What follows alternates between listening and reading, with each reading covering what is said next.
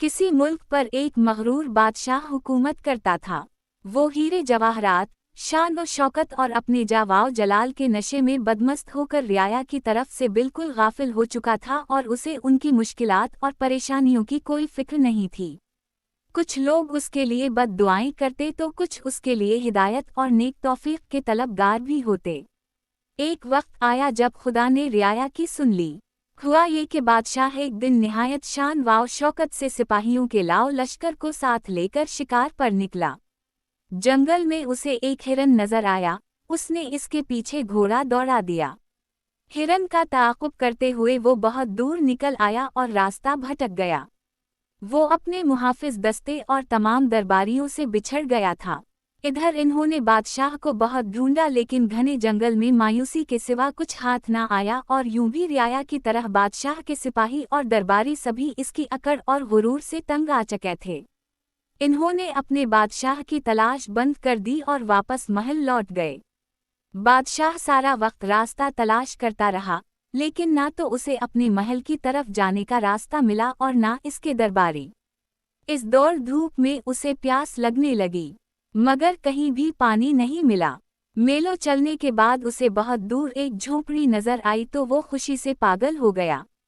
इसने तेज घोड़ा दौड़ा और झोंपड़ी तक जा पहुंचा। वहां एक बुजुर्ग बैठे अल्लाह की इबादत में मशगूल थे और एक तरफ कोने में पानी का मटका रखा हुआ था।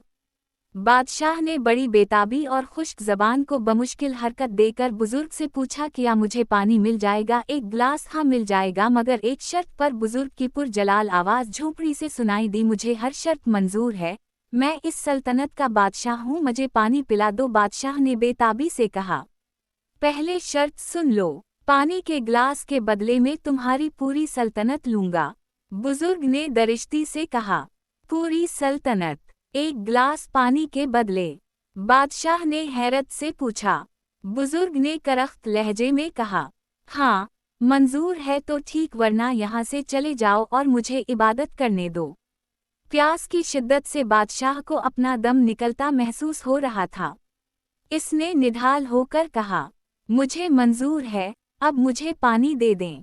पानी पीकर बादशाह की जान में जान आई तो वो बुजुर्ग से कहने लगा, वादे के मुताबिक अब मैं बादशाह नहीं रहा, आप मेरी जगह बादशाह हो गए हैं।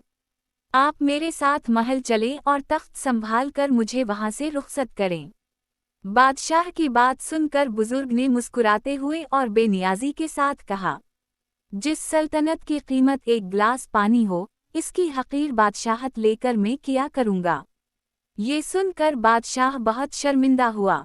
इसे अपनी असलियत का इल्म हो गया था और वो जान चुका था कि वाकई इंसान के पास दुनिया भर के खजाने हों या कोई बड़ी सल्तनत, लेकिन जब वो मजबूर हो तो उसकी कीमत एक गिलास पानी के बराबर भी नहीं है।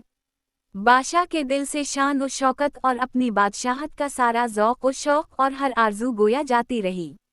उसने खुदा का शक्र अदा किया कि आज से उसे हिदायत मिली।